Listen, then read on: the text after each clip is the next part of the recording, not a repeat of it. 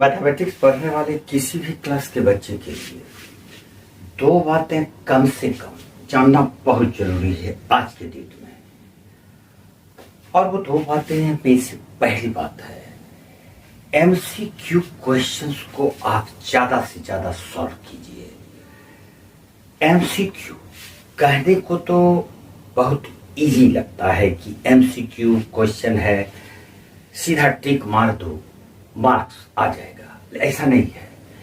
MCQ आपके knowledge का सही टेस्ट करता है, क्योंकि आप जब तक डेप्थ में किसी चीज को, किसी टॉपिक को, किसी कंसेप्ट को नहीं जानेंगे, एमसीक्यू संभव नहीं है बनाना। और दूसरी बात है, किसी भी क्लास का स्टूडेंट हो, अगर वो टेस्ट नहीं देते हैं तो फिर आप कैसे ये समझेंगे कि आपने जो पढ़ा वो आपके ब्रेन में है या साफ हो गया। इसलिए टेस्ट में रेगुलर अपीयर होते रहिए। आज हम लोग इसी टॉपिक पर डिस्कस करेंगे, test yourself. R S. Agarwal sir के बुक का सर्किल चैप्टर के कुछ क्वेश्चंस पर हम लोग डिस्कस करते हैं।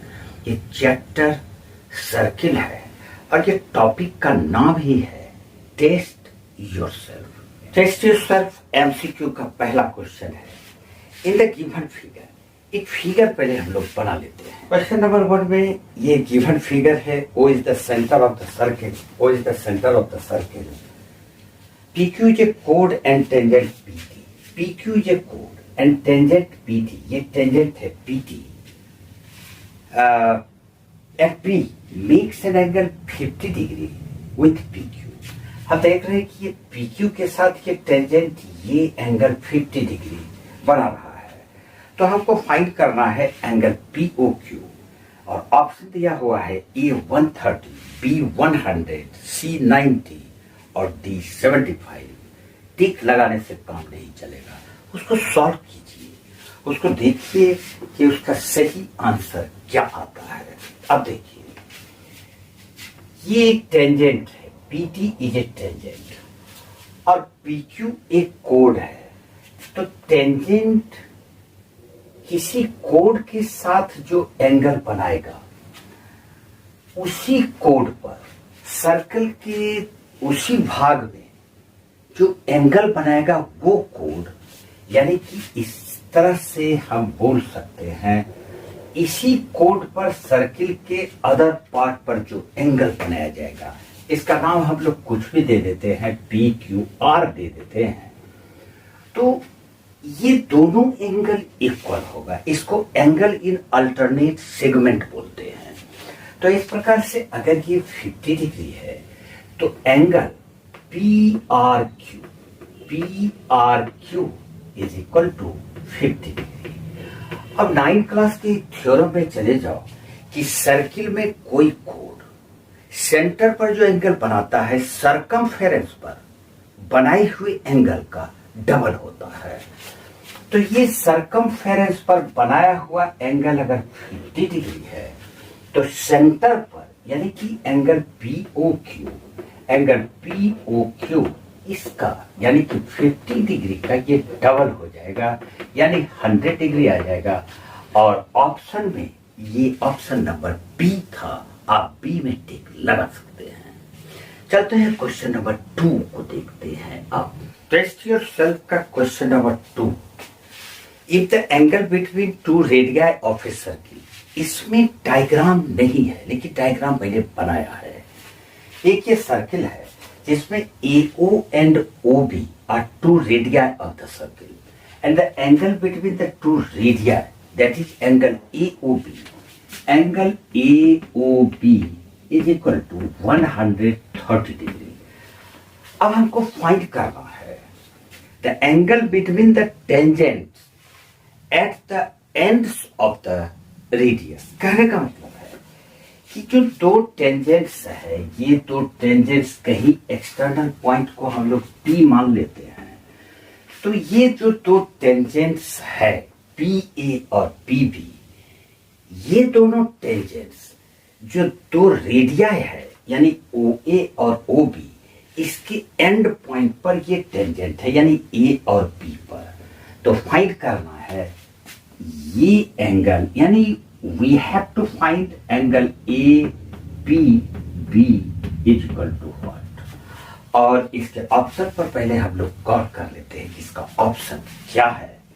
इसका ऑप्शन है option number A 65, B 40 degree, C 50 और डी 90। अब इसको सॉल्व करते हैं।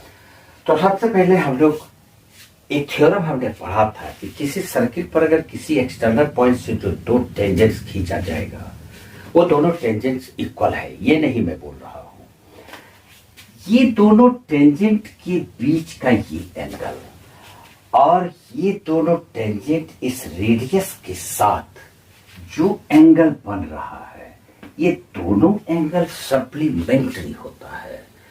कहने का मतलब angle A O B plus angle A P B equal to 180 degree. क्यों होगा एक बार फिर मैं बतलाता हूं। A O B P is a quadrilateral, और जैसा हम जानते हैं कि ये एंगल 90 डिग्री है रेडियस टेंजेंट पर राइट एंगल, ये एंगल 90 डिग्री है रेडियस टेंजेंट पर राइट एंगल। तो इस क्वाड्रिलेटरल का दो एंगल मिलके अगर 180 हो गया तो बाकी दो एंगल तो 180 होगा ही, सम उसका। तो इस प्रकार से जब angle A P B plus angle A O B is equal to 180 degree है और ए पी बी का वैल्यू हमको फाइंड करना है, लेकिन ए ओ बी 130 है, तो angle A P B plus 130 degree is equal to 180 degree. Therefore, angle APB is equal to 130। इसमें सब्ट्रैक्ट कर देंगे तो ये 50 डिग्री आ जाएगा, यानी कि इसका आंसर 50 डिग्री होगा। और ये सही ऑप्शन इसका है। A 65 degree, B 40 degree, C 50 degree और राइट आंसर है ऑप्शन नंबर सी 50 डिग्री। एक और क्वेश्चन पर डिस्कस करते हैं, क्वेश्चन नंबर थर्ड पर। क्वेश्चन नंबर 2 के ही जैसा है लगभग। If tangents P and P V from a point P to a circle. एक डायग्राम बनाते हैं क्वेश्चन नंबर 3 के लिए। If tangents P and P V from a point P to a circle, PA and PB are the two tangents from an external point P to a circle with center O, ये center O given है, are drawn so that angle APB is equal to 80 degree। इस प्रकार से angle APB, ये पूरा angle हमको given है 80 degree. तो फाइंड करना है angle POA। Angle POA is to what, और इसका ऑप्शन होगा 40 degree A, B 50 degree, C 80 degree और D 60 डिग्री। सॉल्व करते हैं। अब इस क्वेश्चन को सॉल्व करने के लिए अभी हमने देखा कि अगर दो टेंजेंट्स किसी एक्सटर्नल पॉइंट से सर्किल पर खींचा जाए तो ये angle APB plus angle AOB, ये दोनों का सम 180 होगा। तो इस प्रकार से angle APB plus angle AOB is equal to 180 degree. अब यहाँ पर APB तो 80 डिग्री गिवन है, plus angle AOB is equal to 180 degree. Therefore angle AOB is equal to, ये सब्ट्रैक्ट होके 100 डिग्री हो जाएगा। अब यहाँ पर ये पूरा एंगल 100 डिग्री निकलता है AOB।